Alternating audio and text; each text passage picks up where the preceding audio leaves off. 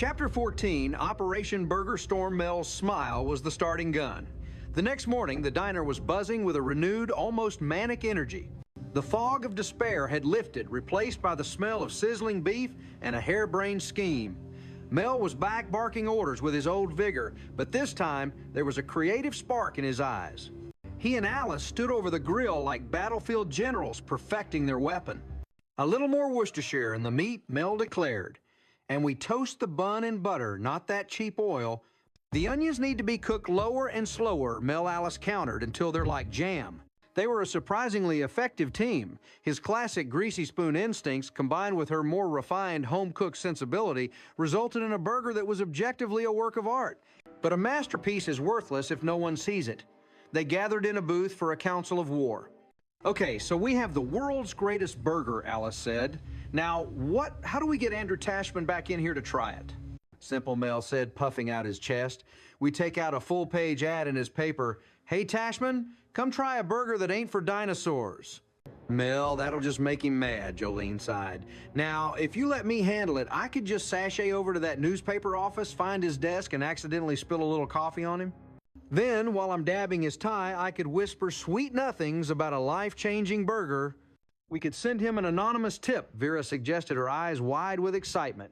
Like in a spy movie, we could cut letters out of a magazine so they can't trace the handwriting. Alice shook her head, a smile playing on her lips. No, we need to be more subtle. We need to create a buzz so powerful that he has no choice but to come. We're going to use our secret weapon. 3 pairs of eyes followed her gaze to the end of the counter where Henry the telephone man was meticulously dissecting a slice of apple pie. The plan was simple. The next day when Henry came in, Alice placed the Sharples signature burger in front of him on the house. His eyes widened. He took a bite and a look of pure, unadulterated bliss spread across his face. Henry, Alice said, leaning in conspiratorially, her voice a low whisper. This burger is our secret. We're still perfecting it. Whatever you do, don't tell anyone about it, especially not any newspaper people. We're not ready for that kind of attention yet. It was like handing a lit match to a pyromaniac in a fireworks factory. Henry, a man for whom a secret was a physical burden, practically vibrated with the effort of containing himself. He left the diner and immediately began his rounds. And at every stop, the story grew. You didn't hear it from me, he'd whisper into the phone while fixing a connection, but Mel's has a secret burger. It's a game changer. By the end of the week, the diner was fielding calls. People would come in and lean over the counter, murmuring, I'm here for the burger. A mystique began to build around the Sharples signature. It wasn't on the menu. You had to know to ask for it. It was an exclusive club, and the price of admission was simply being in the know. The bait was on the hook. Now they just had to wait for the shark to swim by. Chapter 15, The Critic and the Griddle. A week later, on a Tuesday afternoon, so slow you could hear the dust settling, the bell on the diner door chimed. Andrew Tashman walked in. A hush fell over the room. The handful of regulars froze mid-bite. Vera, who was carrying a tray of empty glasses, simply stopped moving, becoming a statue of impending disaster. Tashman looked even more severe in person than he did in his newspaper photo. He wore a tweed jacket despite the Phoenix heat and an expression that suggested he'd just smelled something unpleasant. He surveyed the diner with a look of profound disappointment before his eyes landed on Alice. He didn't take a booth. He slid onto a stool right at the counter, a clear power move. I've been hearing a rather persistent and frankly unbelievable rumor, he said, his voice as dry as day-old toast. I'm here to debunk it. Alice felt a thrill of victory mixed with sheer terror. She gave him her brightest, most professional smile, one Sharples signature burger coming right up. She turned and clipped the order to the carousel. In the kitchen, Mel saw the ticket. He saw Tashman sitting at the counter, and for a second, he froze. This wasn't just lunch. This was a duel. Alice caught his eye through the pass-through and gave him a sharp, confident nod. What followed was a masterclass in short-order cooking. Mel moved with a grace no one knew he possessed. He selected a ball of ground beef and smashed it onto the screaming hot griddle with a satisfying sizzle. He seasoned it from memory, his hands steady. He laid the Gruyere on top at the exact right moment to create a perfect, even melt. He painted the brioche bun with melted butter and toasted it to a flawless golden brown. He tended to the pile of onions, nudging them with his spatula until they were a deep, sweet mahogany brown. It was a silent, greasy ballet. He wasn't just cooking a burger, he was defending his honor. Alice delivered the plate to Tashman with the care of a museum curator presenting a lost artifact. The burger sat there magnificent in its simplicity. It steamed gently, the aroma of seared beef and sweet onions filling the air. Tashman stared at it for a long moment. He picked up his knife and fork. The diner held a collective breath. He cut a small, precise wedge from the burger, lifted it to his mouth, and took a bite. He began to chew. His expression was completely maddeningly unreadable. He chewed slowly, deliberately, his eyes focused on some distant point over Alice's shoulder. The silence in the diner was absolute. The only sound was the low hum of the refrigerator and the slow, methodical chewing of the most feared food critic in Phoenix. Chapter 16, The Verdict. The seconds stretched into an eternity. Tashman took another precise bite, then another. He ate the entire burger without a word, using his fork to gather every last crumb of brioche and stray piece of caramelized onion. When he was finished, he placed his knife and fork neatly together on the empty plate, took a sip of water, and dabbed his lips with a paper napkin. He looked up at Alice. "The check, please," he said. And that was it. He paid in cash, leaving an exact 20% tip, and walked out of the diner.